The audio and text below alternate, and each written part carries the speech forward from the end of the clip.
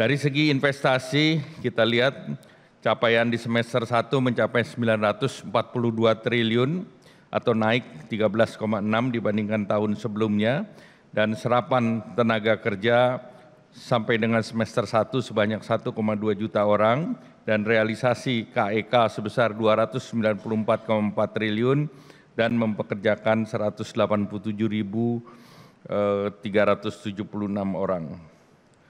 Nah, kemudian dari segi kesejahteraan sosial, kita melihat angka kemiskinan turun ke 8,47%, dan ini juga terendah dibandingkan periode sebelumnya.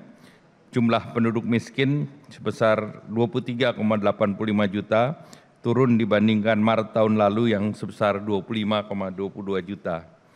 Dari segi ketenaga kerjaan, jumlah orang yang bekerja 145,77 juta, dan tambahan orang bekerja berdasarkan data per Februari sebesar 3,59 juta orang.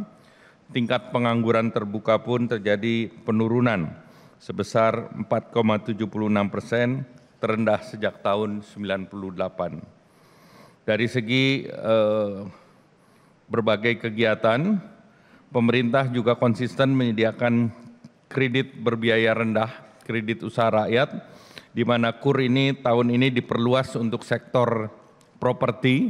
Pemerintah menambahkan 130 triliun untuk sektor properti, dan sektor properti dari segi supply side itu bisa sampai dengan 20 miliar, dan dengan bunga disubsidi oleh pemerintah 5%, apapun banknya, pemerintah memberikan potongan 5% subsidi.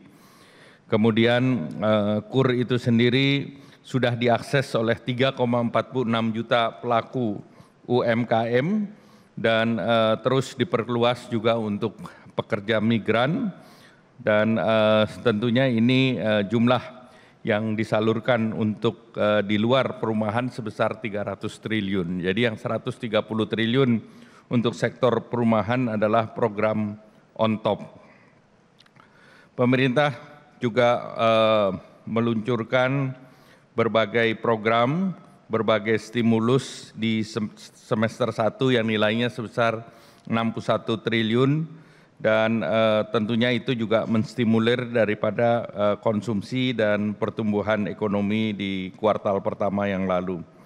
Dan yang baru, pemerintah meluncurkan program perekonomian yang untuk tahun ini paket 8, termasuk di dalamnya untuk meluncurkan magang untuk lulusan perguruan tinggi yang 1 tahun. Artinya ini program untuk Gen Z, di mana mereka bisa mendaftar dan akan di-launch tanggal 20, sudah mulai 20 Oktober ini untuk 20.000. Kami lihat yang mendaftar juga sudah besar, sudah lebih dari 200.000, dan jumlah perusahaan yang berpartisipasi untuk demand side itu sebesar 1.600 perusahaan, dan program ini akan terus dilanjutkan untuk bulan November. Bapak Presiden menambahkan untuk 80.000, jadi tahun ini kita akan siapkan untuk 100.000.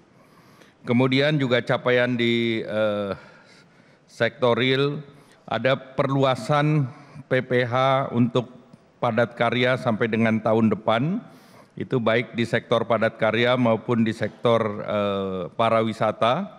Dan kemudian pemerintah juga memperpanjang PPN DTP untuk sektor properti sampai dengan tahun 2027.